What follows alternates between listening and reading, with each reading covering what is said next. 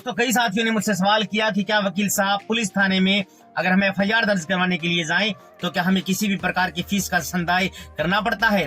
क्या एफआईआर दर्ज करवाने के लिए पैसे लगते हैं? तो दोस्तों नमस्कार, मेरा नाम दीपक गुलड़िया है। मैं पेशे से वकील हूं और भादरा सेशन कोर्ट में वकालत करता हूं। साथियों, अगर आपके साथ कोई घटना हुई है और वो घटना संज्ञेय अपराध है, यानी कि आपके साथ जो घटना हुई है वो कोग्निजिबल क्राइम है, गंभीर प्रकृति का अपराध आपके साथ हुआ है, चोरी, डकैती, लूट, बलात्कार या आपके ऊपर जानलेवा हमला हुआ है या कोई अन्य प्रकरण जो गंभीर प्रकृति का अपराध है। गंभीर प्रकृति के अपराध को आप सीआरपीसी की धारा 154 में पढ़ सकते हैं कि गंभीर प्रकृति के अपराध क्या होते हैं। कोग्निजिबल क्राइम बोलते हैं उनको, यानी कि सीआरपीसी की धारा 154 में कोग्निजिबल क्राइम को डिफाइन किया गया है। नॉन कोग्निजिबल क्राइम को, यानी कि कम गंभीर प्रकृति के जो अपराध होती हैं, उनको सीआरपीसी की धारा 155 में डिफाइन किया गया है। तो दोस्तों, अगर आपके साथ कोग्निजिबल क्राइम हुआ है, गंभीर प्रकृति का अपराध हुआ है, तो दोस्तों आप डेफिनेटली पुलिस थाने में जाकर के संपूर्ण घटनाक्रम भार साधक अधिकारी को बता सकते हैं। या फिर अगर आप पढ़े लिखे हैं तो आप एक एप्लीकेशन देंगे भार साधक अधिकारी को और ये बात कहेंगे कि सर ये ऐसे ऐसे मेरे साथ घटनाक्रम हुआ है, मैंने तमाम पूरा घटनाक्रम अपने इस एप्लीकेशन में लिख रखा है और आप एफआईआर दर्ज कर लीजिए। तो दोस्तों, अगर आप भार साधक अधिकारी को या जांच अधिकारी को ये अपनी एप्लीकेशन दोगे तो डेफिनेटली पुलिस थाना आपकी एप्लीकेशन के आधार पर एफआईआर दर्ज कर लेगा।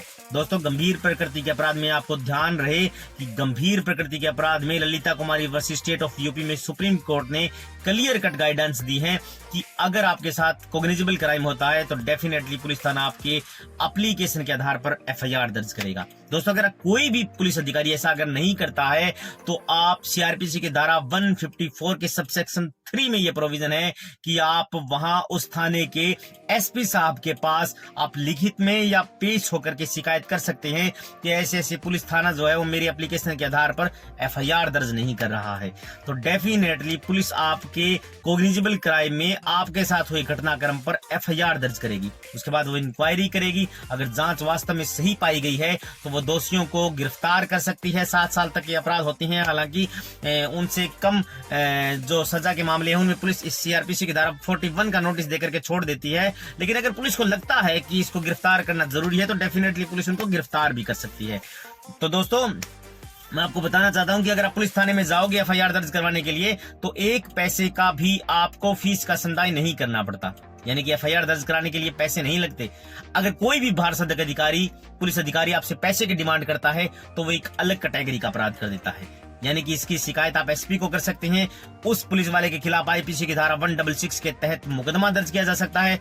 और आप ये कहेंगे कि सर पुलिस थाना उनका है, पुलिस उनकी है, अधिकारी उनके हैं, तो कौन एफआईआर दर्ज करवाएगा, कौन एफआईआर हमारी दर्ज करेगा? तो दोस्तों, अगर आपकी एफआईआर भी दर्ज नहीं करती है, कोई भी पुलिस स्टेशन आपकी एफआईआर दर्ज नहीं करता है, तो आप उस एप्लीकेशन के आधार पर एक वकील हायर करेंगे, कोर्ट में जाएंगे और डेफिनेटली दोस्तों आप उस एप्लीकेशन को वकील साहब को देंगे। वकील साहब इस्तेगासा तैयार करेंगे। सीआरपीसी की धारा 156 के सबसेक्शन 3 में यह प्रोविजन है कि आप वकील हायर करके डेफिनेटली कोर्ट के माध्यम से इस्तेगासा करके बहस करके वकील साहब आपके मामले में एफआईआर दर्ज करवाने के लिए कोर्ट से आदेश करवा सकते हैं।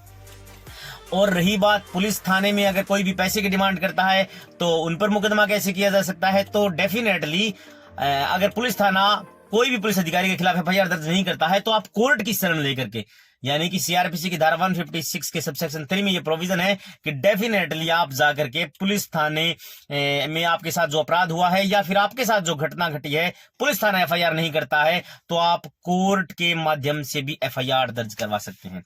इसके लिए आपको क्या करना होगा कि आपने जो पुलिस थाने में एप्लीकेशन दी है एफआईआर दर्ज करवाने के लिए, उसकी एक कॉपी अपने पास रखेंगे।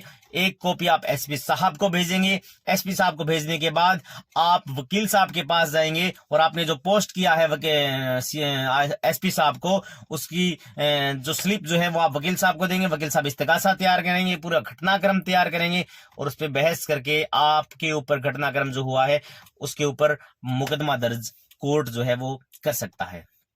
उसके बाद में पुलिस थाने का काम है कि वो एफआईआर को हूबहू लॉन्च करे और जांच शुरू करे और जो मुल्जिमान जो दोषी हैं उनको गिरफ्तारी की जो तमाम आगे जो प्रोसीजर है उसको फॉलो करने का काम करे। तो अगर आप इस बात को लेकर के चिंतित है कि हम पुलिस थाने जाएंगे और कोई हमारी सुनवाई नहीं करेगा, हमारी एफआईआर दर्ज नहीं करेगा, पुलिस थाना उनका है, पुलिस उनकी है, मुल्जिमानों से पुलिस मिली हुई है, तो डेफिनेटली आपको घबराने की जरूरत नहीं है दोस्तों।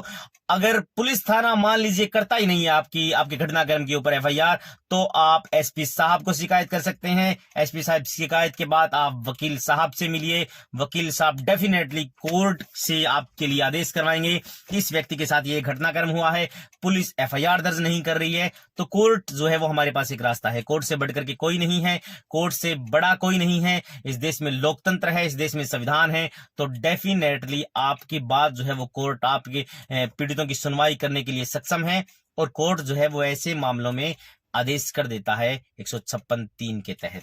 तो डेफिनेटली आपको घबराने की जरूरत नहीं है।